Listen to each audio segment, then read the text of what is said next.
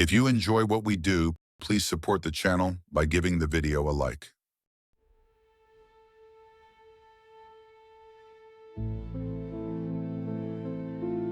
I know how this is going to sound. I know that it sounds impossible, insane, batshit crazy. God knows I've been over it again and again.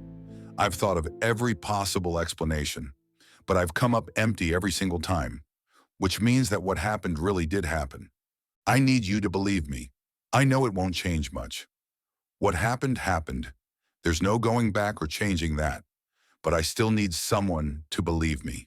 Anyone. For me. For my sanity. I am not crazy.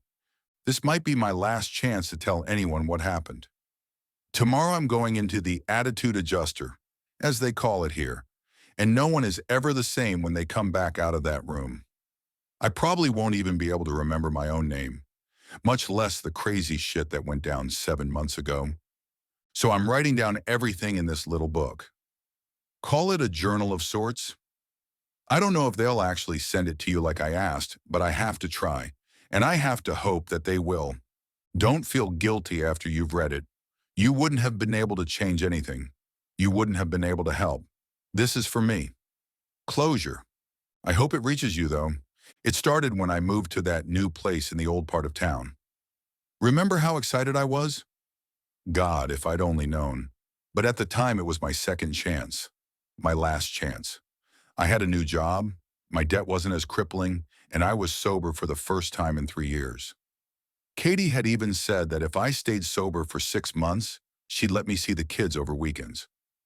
The place was pretty run down, but it was big. I'd figured I'd start restoring it, getting it back into shape after I'd saved for a couple of months. New paint, replacing the tiles, fixing the ceiling, and putting in some new roof tiles were the major things I'd have to address. I'd rebuild the porch and replace the deck in the backyard for the family barbecues I dreamt we'd have. It had a large backyard for the kids and even a big open basement I'd have liked to convert into a nice gaming area. Once I'd installed a new floor. The house was fairly isolated, right at the end of the street. Number 113 Harriet Drive. The closest neighbors were about a kilometer away, as most of the surrounding places were empty. It wasn't the greatest neighborhood, but I'd lived in worse. It was right on the edge of the woods, and there was a path that led down to a small stream where I'd have liked to take James fishing. Moving in didn't take long. I didn't have much. A few pieces of furniture, my bed, my clothes, and the kitchen stuff you sent me when I got out of rehab. It only took me half a day, even on my own. 2 days later, everything was in its place, and I was settling in nicely. I'd even bought an extra chair and some cheap paintings to give the living room a more homely feel. I was happy. It genuinely felt like I was getting my life back on track. I worked hard and I was exhausted in the evenings, but it felt good. I was working on my second chance. Weekends I slept in, worked on the house through the day, and watched old movies on the DVD player you sent me. It was a simple life, but an honest one. I hadn't really craved a drink for months and not at all since I had moved in. Like I said, I was happy. About 2 months after I moved in, I took some time off. I had built up a considerable amount of vacation time, and I wanted to really get cracking at getting the house into better shape. Saving for the materials also went quicker than expected, since I didn't have a lot of expenses, and I still had some of Dad's money he had left me. So I bought the materials and got started. I painted first, the whole house inside and out. I hired a laborer, Kevin, to help, and I was surprised we managed to finish the first coat in 1 day. 3 nights later was when it started. I had just finished making myself dinner when I heard it. A light knocking. I stopped, cocking my head and listening again. Nothing. Thinking someone might be at the door, I headed over and opened it, but there was no one there. Shrugging, I closed the door and got my dinner. I was just about to sit down and put on another movie when I heard it again. Tap, tap, tap.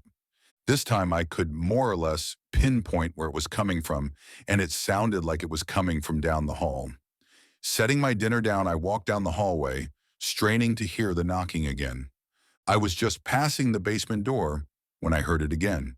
Tap, tap, tap. It was the basement door being knocked on. I recoiled. Someone was in my house. I slowly retreated back to the living room, keeping my eyes locked on the basement door. I reached for my phone on the kitchen counter and called the police, keeping the basement door in my sight. A woman operator answered, asking me what my emergency was. "I think there's someone in my house, in the basement," I whispered, picking up the large knife I had cut the chicken with. "What is your address, sir?" 113 Harriet Drive, The Willows. My name is Derick Reed. "A unit has been dispatched. Are you able to leave the house?" she asked, just as I heard the knocking again. "Yes, I'm moving to the door now," I whispered and started to the front door.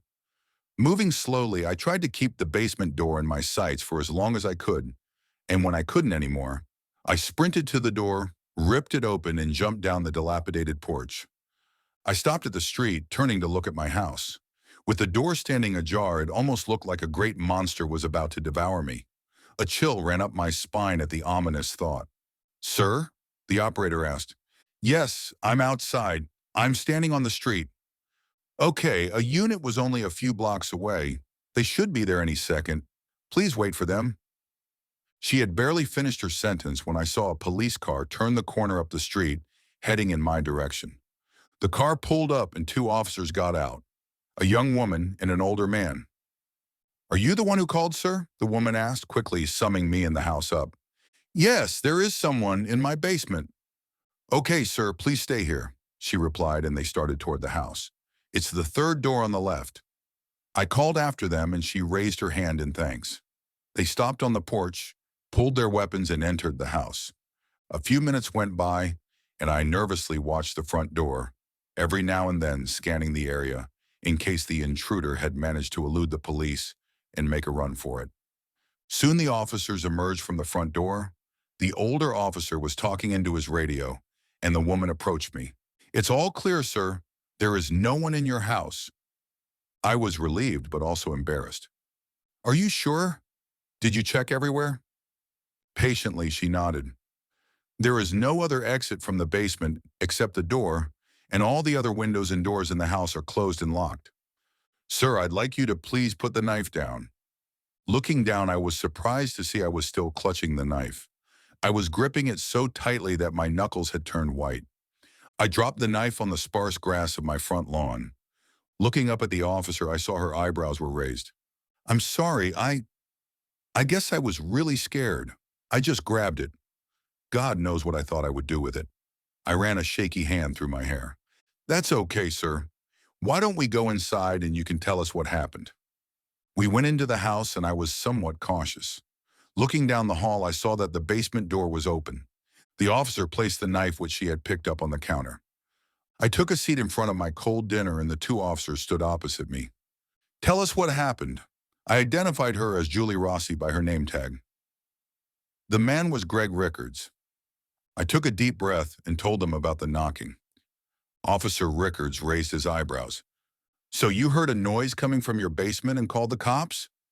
It seemed as if he wanted to grin. "No. Well, yes, but it wasn't just a noise. It was distinct knocking. 3 knocks and then nothing, then 3 knocks again, against the door. What could have made that noise?" "Well, any number of things. But my first question would be why an intruder would knock against the door in the first place." Officer Rossi gave him a disapproving glance, but he didn't seem to notice. "Sir, while we can't tell you what made the noise, it most certainly wasn't an intruder. Maybe it was the wind or the house settling down. Do you live here alone? Perhaps you have somewhere you could possibly stay? Just for tonight?"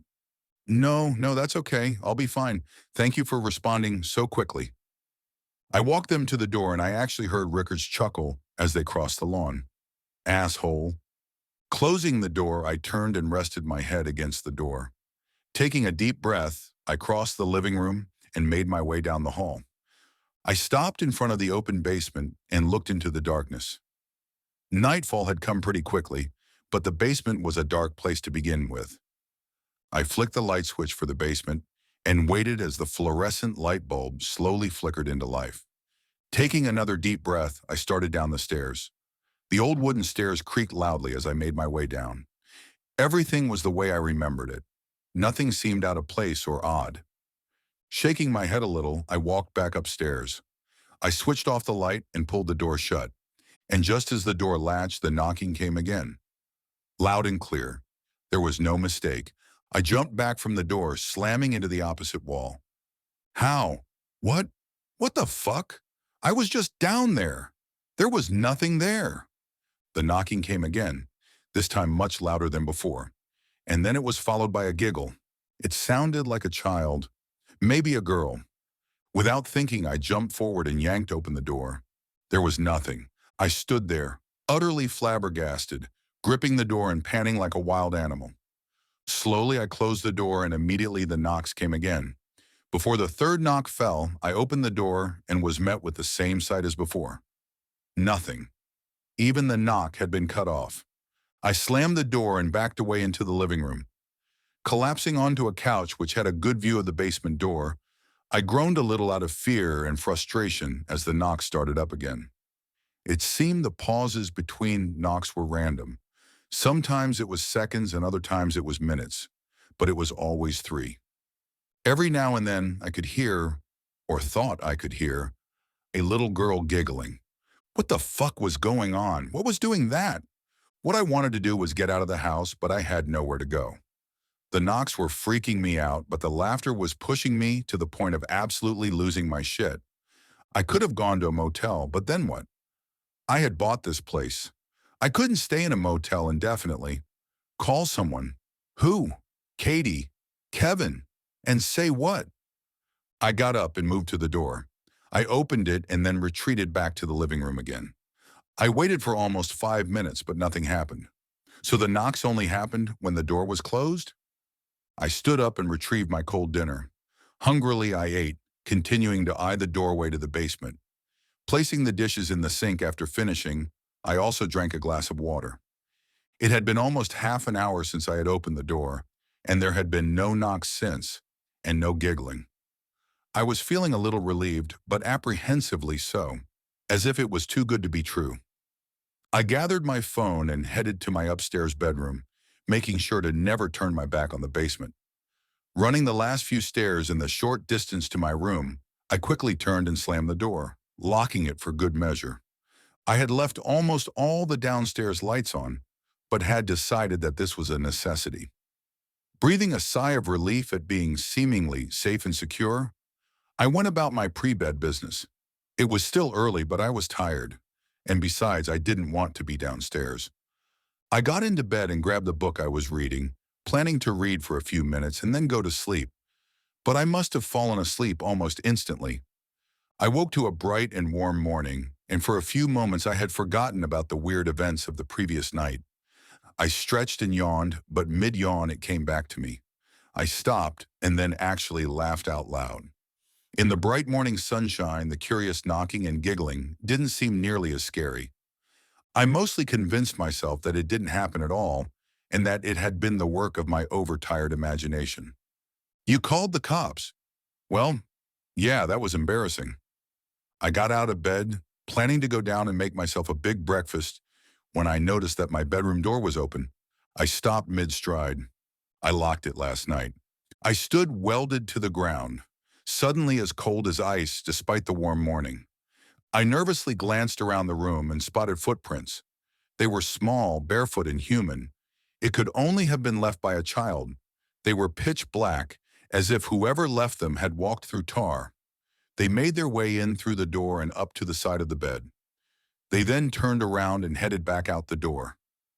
I stood motionless for several seconds more, trying to make sense of the bizarre scene in front of me. I looked down at myself for some reason, and I sucked in a breath. My torso, arms, and legs were all covered in blood-red scratches. I felt along the scratches on my left arm, but there was no pain, only the weird sensation you get after your leg or arm has stayed in the same position for a long time. Almost like pins and needles, but not quite. I was scared. Someone, and before I could stop the thought, something had been in my bedroom while I slept.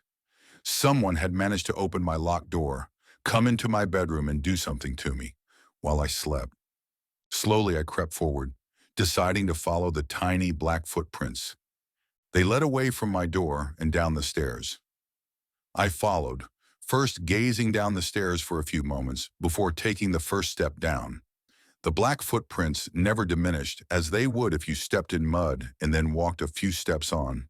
Each one was as black as the previous one, and the footprints going to my bedroom and those coming back were exactly the same shade of black.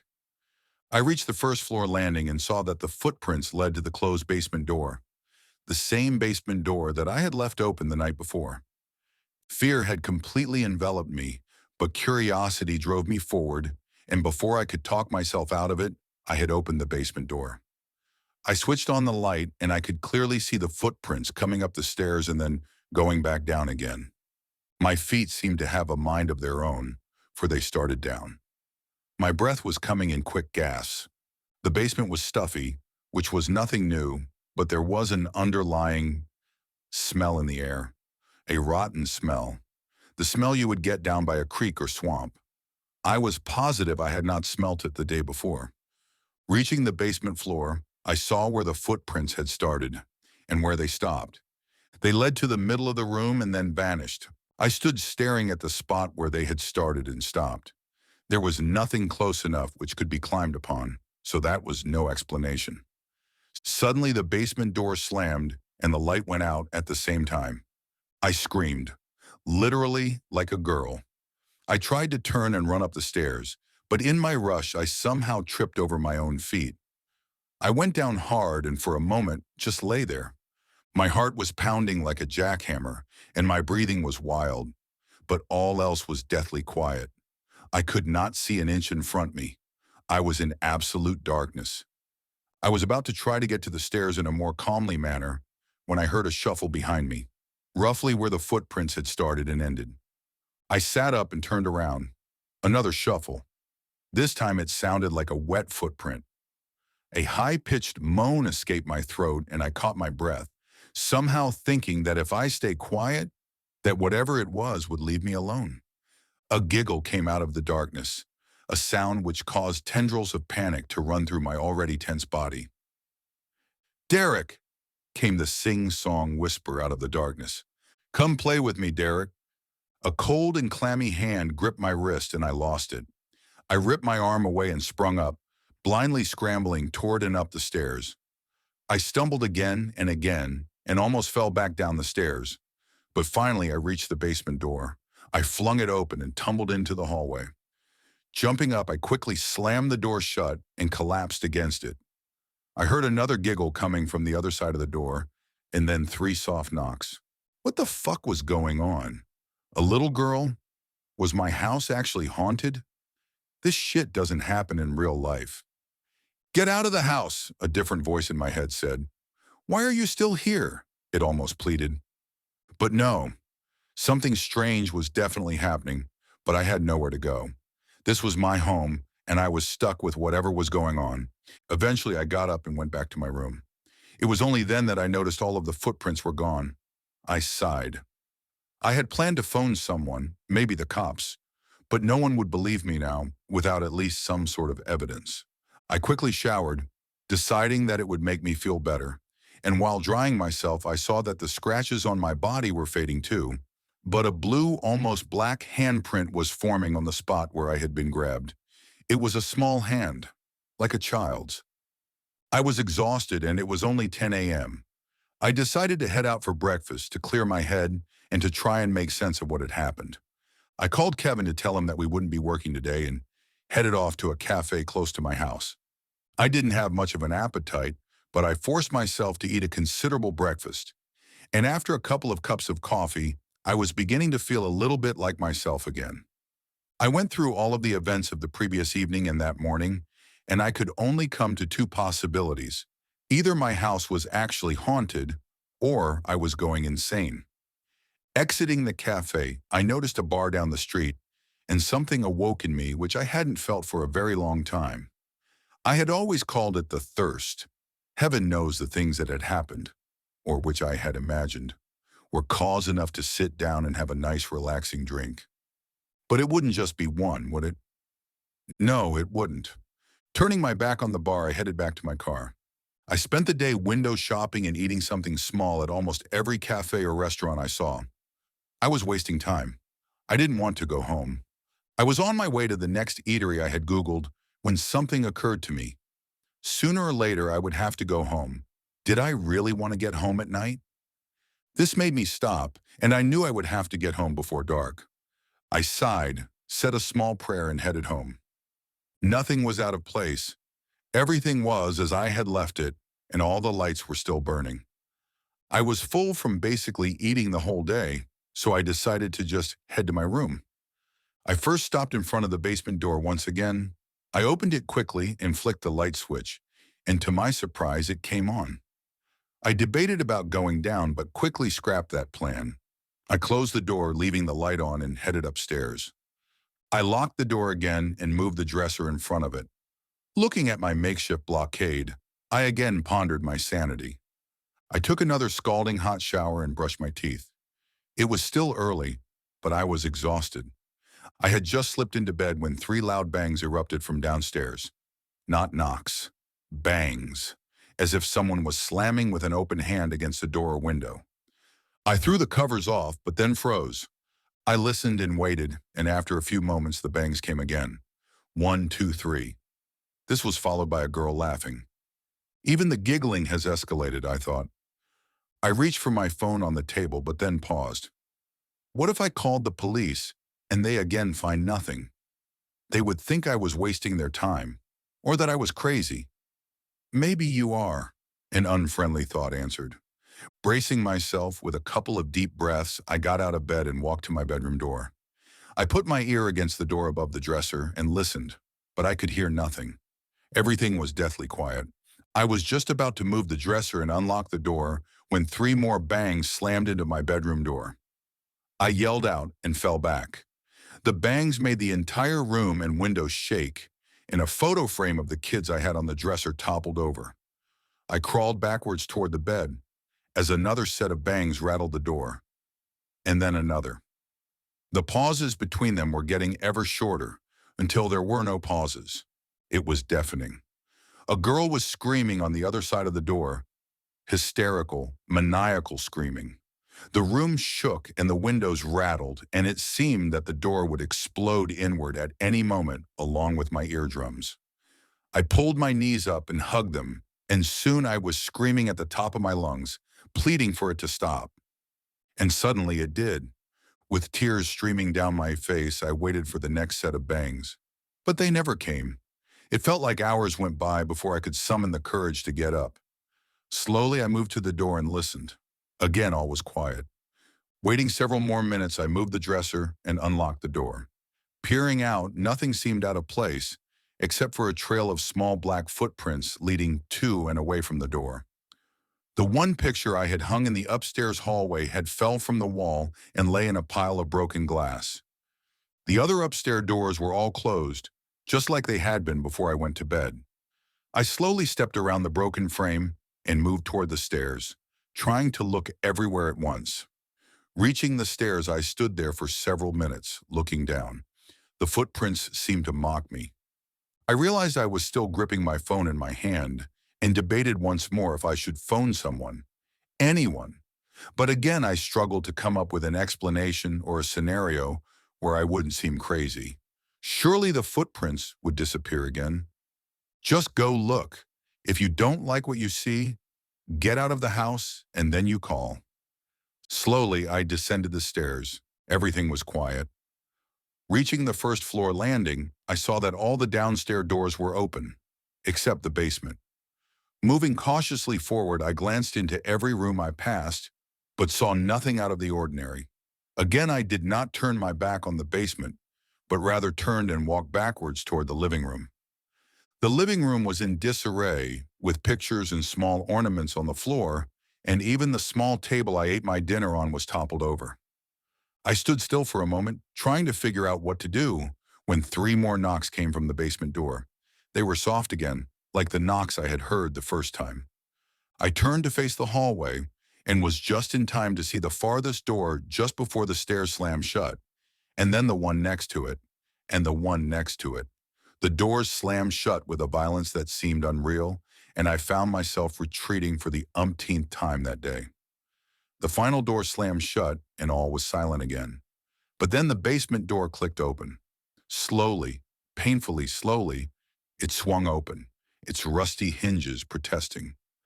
And that's when I heard it, the sound that made me lose the final bit of self-control I had.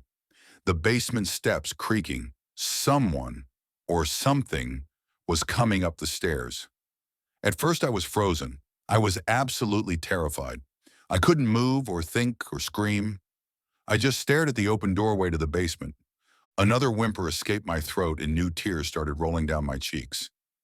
Whatever it was had reached the final couple of steps, and I could hear shallow breathing coming from the darkness. Two eyes appeared, and it seemed that that was what I needed to regain control of my limbs. I sprang toward the front door, reaching it in 3 bounds, but it would not open. I yanked and pulled at the door, while simultaneously trying to look back over my shoulder at the thing that approached. Looking down, I saw that the door was locked and cursed my own stupidity. I quickly unlocked the door, but it would not open. I could hear the thing approaching down the hall, the shallow, rattling breath getting louder. Despair almost overtook me then, and I knew in my heart that whatever was coming was somehow keeping the door closed. With every ounce of my strength, I pulled, and the door came unstuck. Spilling out my front door, I risked a final glance over my shoulder, but saw nothing. I went sprawling. I had tripped on the edge of the sidewalk, and I heard a girl giggle again. "Derick," the girl's voice sang, though I knew that it was no girl. "Come play with me, Derick." I was up in a flash and went sprinting down the street. When I thought I was far enough and relatively safe, I stopped under a streetlight and made the decision to call the cops. I explained that someone was in my house and that I would be waiting a couple of blocks down the street. They took much longer to arrive this time, and I was surprised to see it was again Officers Rossi and Rickards. I was sitting on the sidewalk inspecting my wounds from the tumble I had had when they pulled up. "Mr. Reed, are you all right?" Rossi asked as she approached me and saw the blood on my knees and elbows. "Yes, I'm fine. I fell running." I got up and she asked what had happened. "No, I'm not an idiot. I knew how it would sound, especially after I had called them the day before. So I left out the part about me opening the door after the knocking to find nothing. I left out how I had found a child's footprints in my room and that a girl was talking to me about playing with her. I left out the part about said girl grabbing me in the darkness of the basement, how my bedroom had shook from the banging, and that a girl had been screaming hysterically minutes before. I left out how the downstairs doors had all slammed shut. I left out how the basement door had opened on its own, and something had come trudging up the stairs. I shortened it to me hearing something downstairs after I went to bed and seeing someone heading down to the basement. So they put me into the back of the car, radioed the situation into HQ, and headed down the street to my house. Pulling up, they told me to wait in the car, and they once more headed into my house, weapons drawn. A couple of minutes later, they reappeared, and they then quietly spoke to each other on my front porch. Rickards then spoke into his radio, and Rossi came and got me. "There's no one inside," she said, and she looked at me as if she felt sorry for me. "Are you sure?" I stammered, hugging myself like those grief-stricken women you always see in the movies. "Positive. We went through the whole house and nothing seems out of place." At this, I cocked my head to the side. "Nothing's out of place? When I left here a while back, the house was in shambles. Furniture was knocked over and pictures I had hung were on the floor." Rossi looked at me curiously. "Follow me," she said, and led me back to my front door. I didn't move. She turned and saw that I was frozen to the spot. Her face softened. Perhaps she could see I really was frightened. "Come on, Mr. Reed, we are still here. You're perfectly safe." After another moment, I reluctantly followed her. She led me into my living room, which was completely spotless. All the pictures were hanging where I had hung them when I moved in, and all the furniture and ornaments were in their correct and upright positions. Even the dishes, which I had failed to do the day before, were clean and on the drying rack. "What the f—" I whispered. "Mr. Reed, are you feeling all right?" Rossi asked me and laid a hand on my arm. My mind was running at 1,000 miles per hour, and when she touched me, it brought me back to this horrible unreality. I jerked away from her touch, and she held up her hands. Whoa, take it easy, Mr. Reed. We're here to help. I'm sorry, I'm just... She nodded her head that she understood.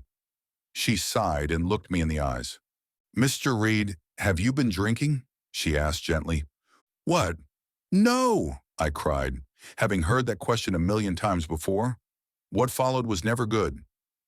Are you on any strong medication? She asked a little more firmly. I sighed, suddenly angry. No, I am not drunk.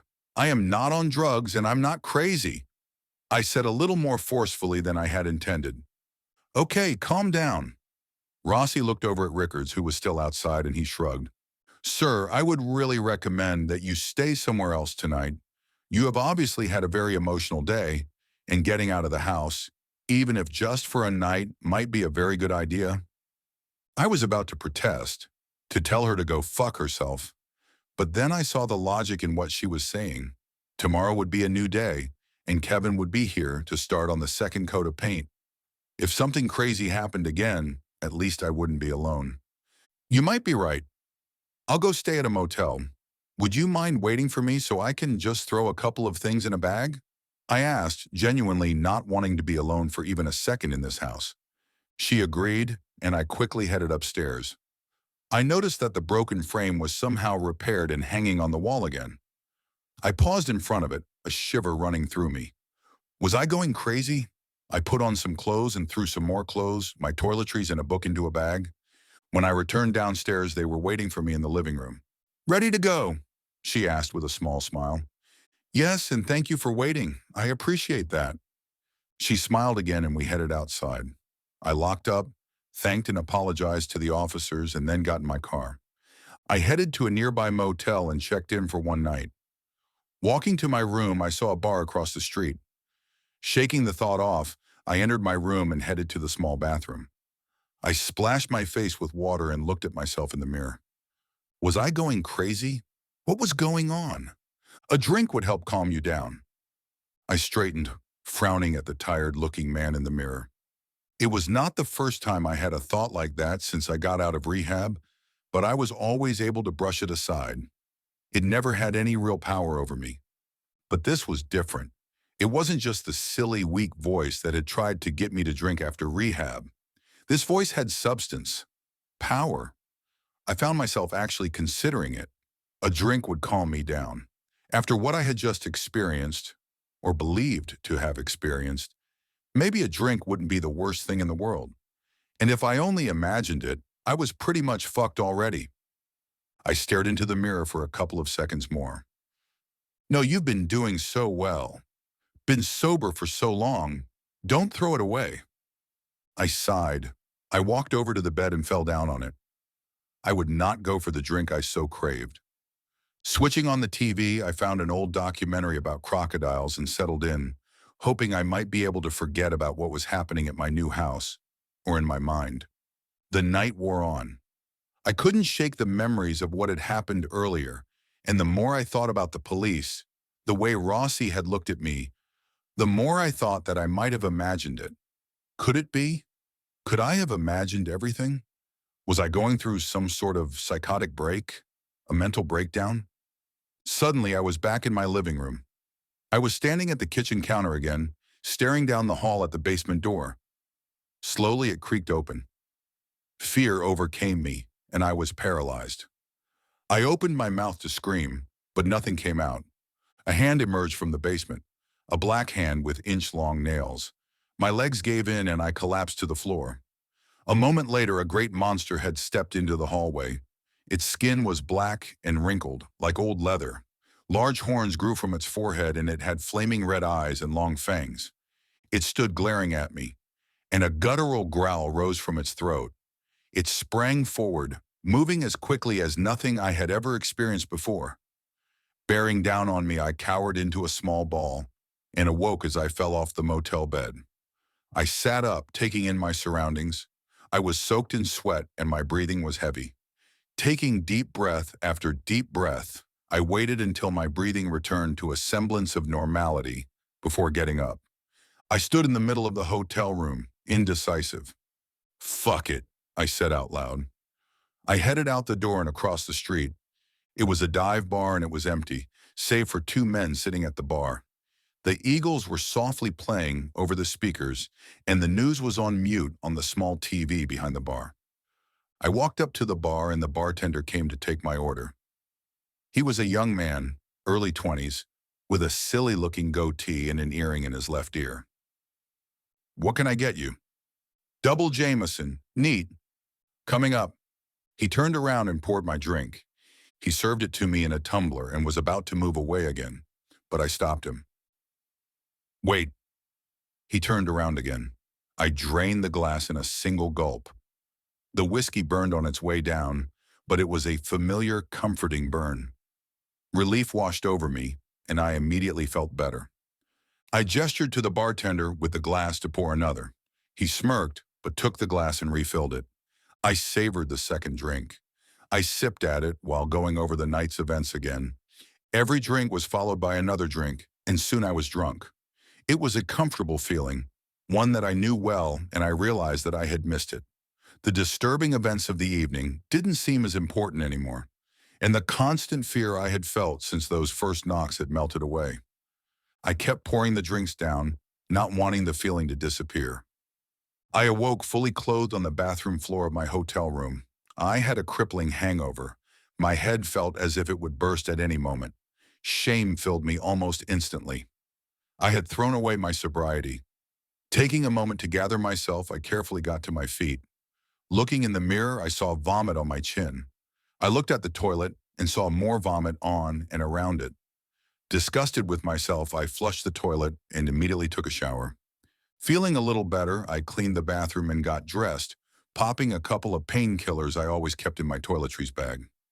It was already 2 o'clock. I went to check out of the hotel and thought about getting some food in me. Next to the bar across the street was a small burger joint, and I decided a greasy burger was just what I needed.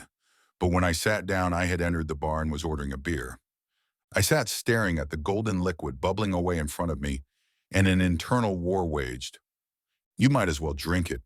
You already pissed away your sobriety last night. No, get up and leave. Go home. Kevin will be working by now, wondering where the hell you are. This continued for some time. I ordered a burger while the debate went on, and even finished most of the meal without touching the beer.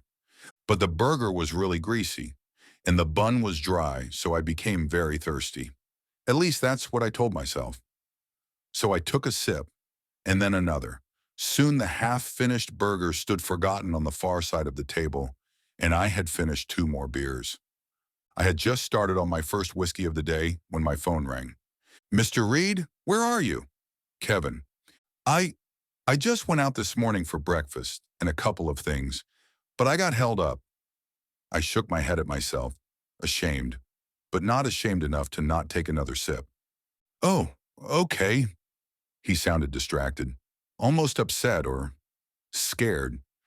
Kevin, what's going on? I asked, setting my glass down. Nothing. I started painting again because the door was open. I assumed you left it open for me. But what is it? It's just that I keep hearing this knocking. It sounds like it's coming from the basement. I went down to go check, but I didn't see anything.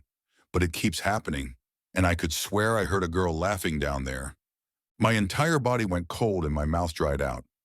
A thought then occurred to me. Kevin, listen to me. I didn't leave the door open. I locked it. Get out of the house now. There was a pause. Why? Kevin asked, clearly confused. Just do it, please. Get out and wait for me down the road at the intersection. Mr. Reed, are you okay? You're not making a lot of sense. Just do it, God damn it, I cried, and the other patrons of the bar turned to look at me. There was another pause, and then I heard 3 distinct bangs in the background. Kevin cried out, and I could hear the terror in his voice. What the hell? What's happening? Get out of the house, Kevin, I yelled into the phone, getting up from my table and heading to the exit. Hey, buddy, you didn't pay. It was the same bartender from the night before. I stopped, taking out my wallet, and tossed all the money I had on the table. Quickly, I exited the bar and headed to my car across the street. The noises coming through the phone were not encouraging. I could hear the banging, though now it was the same consistent explosion of noise that I had experienced the night before. I could hear a girl screaming through the chaos. Kevin was screaming in terror, but I figured as long as he was still screaming, that it was a good sign. I got into my car and was soon speeding back to my house. Suddenly, there was silence from Kevin's side. "Mr. Reed." "Kevin, are you okay? Where are you?" I think I'm okay. I locked myself in your room." "Okay, that's good. Now listen to me very carefully. You have to get out of the house. Now go. Get out. Run down the stairs and get out. Don't wait. Don't stop. Don't do anything. Just get out." "What is happening?" Kevin asked again. "Kevin, go now," I screamed into the phone. "Okay, I'm going." "Stay on the phone," I ordered him as I sped across a red light. I could hear his heavy breathing and whimpering through the phone. Faintly, I heard a door open, and I assumed he was exiting my bedroom. "You can do this, Kevin," I encouraged him. "I'm going down the stairs now. I'm in the hallway. What the? There's footprints all over," he whispered. "Just keep going. You're almost there." "I'm in the living room now. Wait, what's that?" "Don't stop. Get out," I urged him. "The door. The basement door is opening." "Oh my God, something is coming up the stairs." He was petrified. "Kevin, run! Get out!" I screamed again. There was a pause, a moment of absolute silence broken only by our panting. And then Kevin screamed. It was a blood-curdling shriek, and I heard the phone drop to the floor. Kevin's scream continued for what felt like an eternity, and then he was silent. What had just happened? Was Kevin dead? Killed by what? If he was alive, what had just happened? I still had the phone to my ear when I heard a noise. It sounded like footsteps, but they were uneven, almost like something was limping. They also sounded like it would sound if you were walking through mud. Squelching is the word that came to mind. Terror seized me and I almost lost control of the car. Finally, I heard shallow, rattling breathing coming through the phone. The same breathing I had heard the night before. I wanted to hang up, to end the call, but I was paralyzed. How I did not cause an accident, God only knows. The thing on the other side of the phone then said something. It was barely a whisper, but I had heard those words before. "Come play with me, Derick." Suddenly the phone crackled, static shot into my ear, and the line went dead. I pulled over. I gripped the steering wheel in a death grip, my knuckles turning white, and I took a few deep breaths. I had to decide what I was going to do. Call the police? I was sure if they showed up again and there was nothing to find, they would haul my ass off to jail. But what if this time there was something?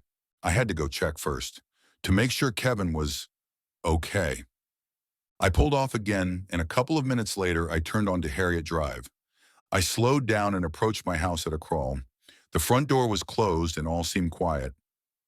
Parking the car, I left the car running and the door open. I wanted a fast getaway if the need arose. I slowly walked up to the front door, and I paused on the porch listening. I couldn't hear anything, even after I pressed my ear against the door. Reluctantly, I opened the door and pushed it open. I stood on the threshold of my own house, afraid to enter.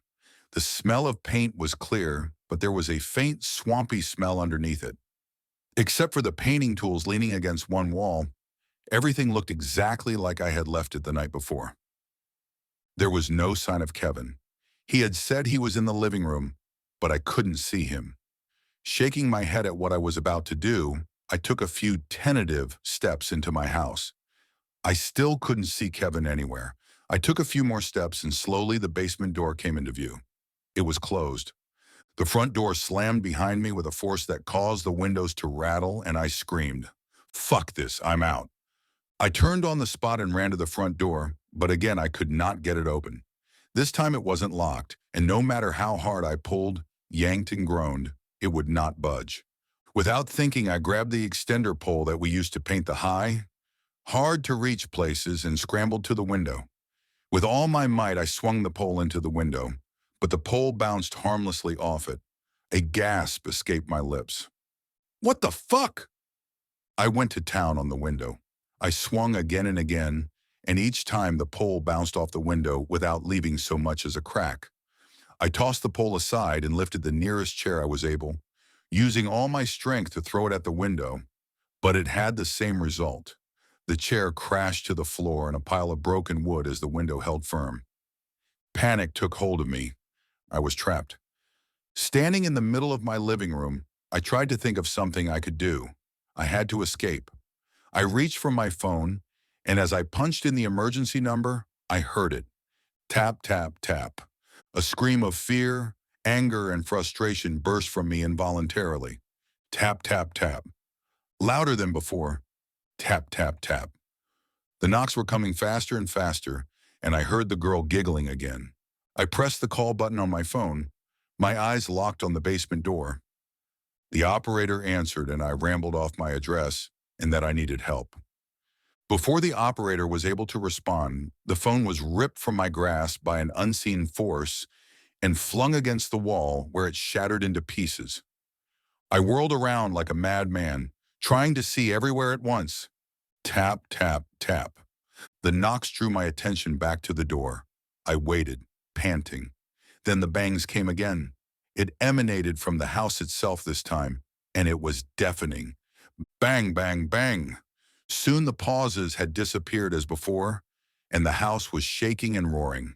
I held on to the nearest chair for support. The volume of the bangs increased, and I felt a warm liquid trickling from my ears. The girl was yelling again, and I swear I was hearing her inside my head. The bangs stopped, just as suddenly as the previous night, and the ringing in my ears told the tale of my damaged eardrums. A moment later, I was flung across the room, as if a wire had been attached to the back of my pants and had been pulled with extreme force. I slammed into the wall opposite the hallway, and I bashed my head against the wall, causing me to crumple to the floor in a heap. Dazed, I lifted my head, and a searing pain tore through it. Blood was pouring from the back of my head. Faintly, I heard it. Tap, tap, tap. I heard the basement door open again.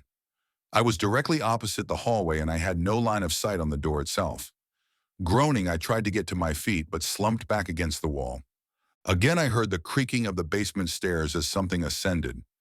Again, I tried to get up, and this time I managed it by holding onto the kitchen counter.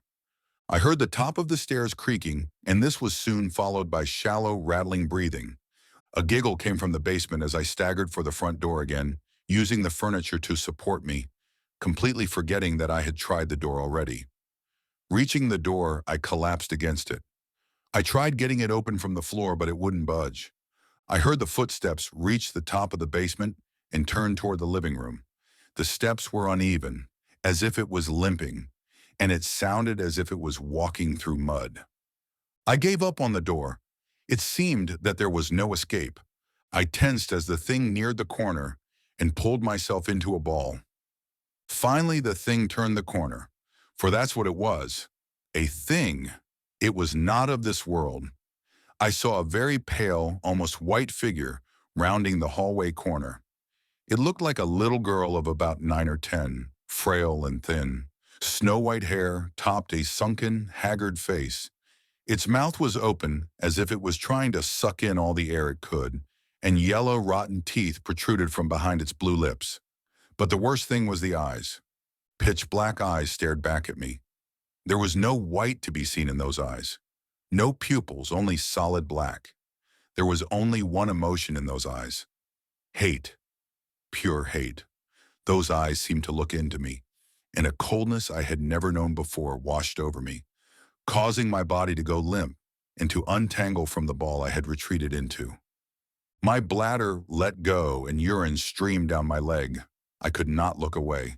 It was moving in a staccato, jumpy way, as if all its joints were rusted and getting them to move required force, which then suddenly caused them to shoot forward. A thick, black liquid covered its feet, but where it came from I could not say. The thing lifted a hand and pointed at me. "Derick," it sang, though now it did not sound like a little girl's voice at all. It was a high-pitched whine, like a conveyor belt moving too fast, moments before it snaps. "Come play with me." In a blink of an eye, it was right in front of me, and it reached down and gripped my arm. A pain I had never imagined shot up my arm. It was a cold pain, a cold, burning pain, like when you hold a big piece of ice for too long. The cold moved through my body, and in an instant, I was shivering. I tried to scream, but the cold had robbed me of my voice. Breathing was becoming difficult, and I saw a faint vapor rise from where it held my arm, almost like smoke. It lowered its face to mine, and I thought it attempted to smile, but it did not work. Its face seemed to crack at the attempt. It was only inches from my face, and I gagged on its foul breath. It smelled like death. The thing then seemed to inhale deeply, and inside of me there was a pull. It felt as if something was trying to leave my body. Physically, it felt like I would vomit, but it was a more intense, disturbing feeling. It straightened and turned, starting off back the way it had come, dragging me behind it like I was a bag of potatoes. I assumed it was heading for the basement, but I was absolutely powerless to do anything about it. We reached the dark doorway of the open basement, and it looked down at me. "We're going to play forever, Derick." Its voice grinded inside my head, scratching away at the last threads of sanity I had left.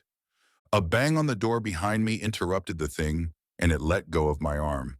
It looked back into the living room, and for just a moment it looked as if the thing was debating its next course of action. Another bang on the door made it decide, and in an instant it was gone. I suddenly had control of my body and my vocal cords. Again, and after taking a deep breath, I screamed. I screamed like I had never screamed before. I think I would never have stopped screaming had the police not kicked down the door. I was dazed and barely conscious as Rossi and Rickards stormed into my house, guns drawn. Rossi quickly found me while Rickards jumped over me and went into the basement. She knelt beside me and inspected my injuries, and I saw her recoil when she looked at my arm. I looked as well and saw that a large black handprint was on my forearm, similar to the other one, but much more severe. It looked like frostbite. Rossi instructed me to stay still and that an ambulance was on the way. I heard Rickards yell something, and Rossi went to look. Moments later, handcuffs were being slapped on my wrists, and I was being told that I was under arrest for murder. "What? What? Talking about?" I mumbled as another flash of pain shot through my head. Rossi replied, "But darkness took me. You mostly know the rest." I blacked out and was treated for a concussion and frostbite on my arm. My hearing was also severely damaged. I was almost completely deaf in my left ear. They found Kevin's body in the basement. They had shown me pictures in the interrogation that followed. He seemed to have been drained. Not a drop of blood or water was found in his body.